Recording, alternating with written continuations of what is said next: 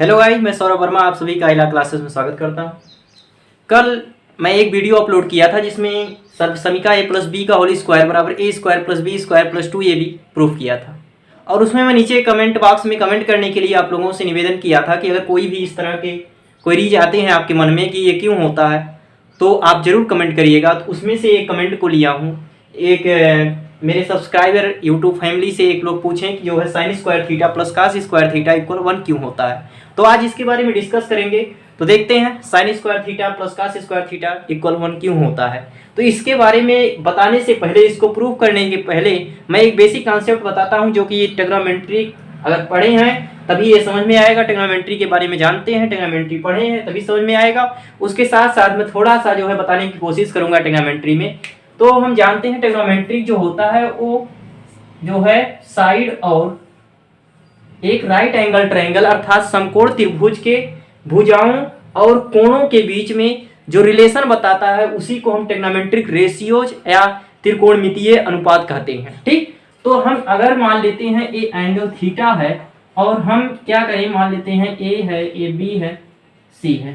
ठीक, तो जो थीटा के सामने का जो साइड होता है उसे हम परपेंडिकुलर या हिंदी में लंब कहते हैं, यल से निरूपित करेंगे। ठीक, और थीटा के जो बगल में रहेगा अर्थात थीटा के नीचे जिससे जो है बना हुआ है एंगल, जिसको लेकर के उसको हम बेस कहते हैं, तो हिंदी में उसे आधार कहते हैं, तो इसे ए से निरूपित कर देंगे।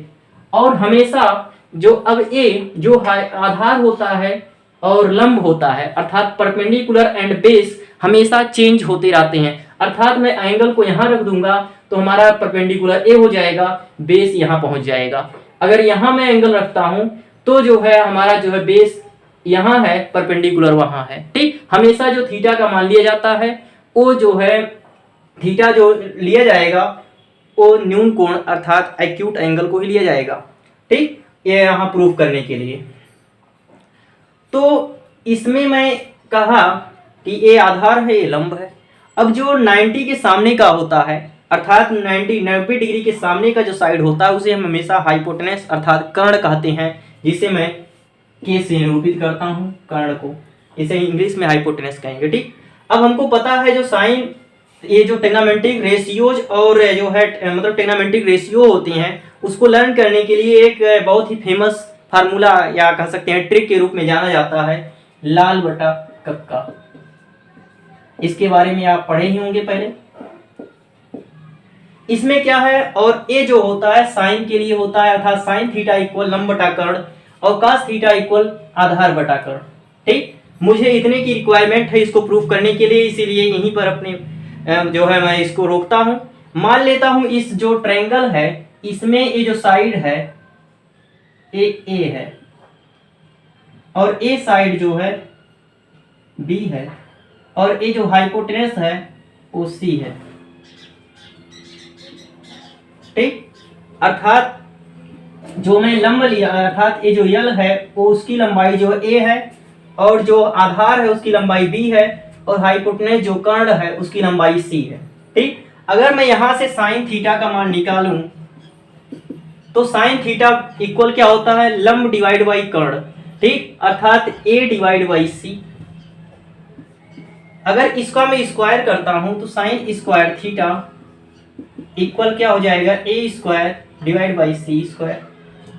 इसी प्रकार से अगर मैं यहाँ कास स्क्वायर थीटा निकालूंगा, कास थीटा निकालता हूं तो कास थीटा इक्वल आधार बटा कर्ण होता है अर्थात बी डिवाइड बाई सी होगा, बी डिवाइड बाई सी। ठीक, इसी को मैं स्क्वायर अगर कर दूं कास स्क्वायर थीटा इक्वल क्या हो जाएगा, B square divide by C square. ठीक, अब मैं इसको इधर लिखता हूं। ये देखिए साइन स्क्वायर थीटा ये मान लेता हूं 1 है, ये 2 है। अगर मैं 1 और 2 को ऐड करता हूं अर्थात sine square theta plus cos square theta equal क्या हो जाएगा, A square divide by C square plus B square divide by C square. यहां से मैं देखता हूं दोनों का डिनोमिनेटर अर्थात हर सिमिलर है, हर सिमिलर है तो हमको कुछ करने की जरूरत नहीं। ये क्या हो जाएगा, A plus B square divide by C square. ठीक, आप लोग जानते हैं कि पाइथागोरस थ्योरम पढ़े हुए हैं। पाइथागोरस थ्योरम कहता है कि जो हाइपोटेनस का स्क्वायर होता है वो अदर साइड के स्क्वायर के सम के बराबर होता है। अर्थात हिंदी में कहूं तो कर्ण का स्क्वायर अलग दो साइड के स्क्वायर के वर्ग के बराबर होता है। अर्थात कर्ण का स्क्वायर बराबर आधार का स्क्वायर प्लस लंब का स्क्वायर। ठीक, तो यहां देखेंगे कि अर्थात अगर उस पाइथागोरस थ्योरम से क्या हो जाएगा, सी स्क्वायर इक्वल क्या हो जाएगा, B square plus A square. ठीक, एक इससे हुआ पाइथागोरस थ्योरम से। तो यहाँ A square plus B square के स्थान पर मैं लिख सकता हूँ C square divide by C square, अर्थात 1 हो गया। ठीक, अर्थात sine square theta equal cos square theta equal 1 आ गया। ठीक, sine square theta plus cos square theta equal 1 आ गया। ठीक, तो इस प्रकार से, और अगर आप चाहते हैं तो कमेंट के सेक्शन में जा करके उसके बारे में भी, और जो आपके मन में उठता है सवाल उसको कमेंट सेक्शन में कमेंट कीजिए। मैं उसके बारे में जितनी जल्दी हो सकेगा वीडियो लेकर आऊंगा। धन्यवाद।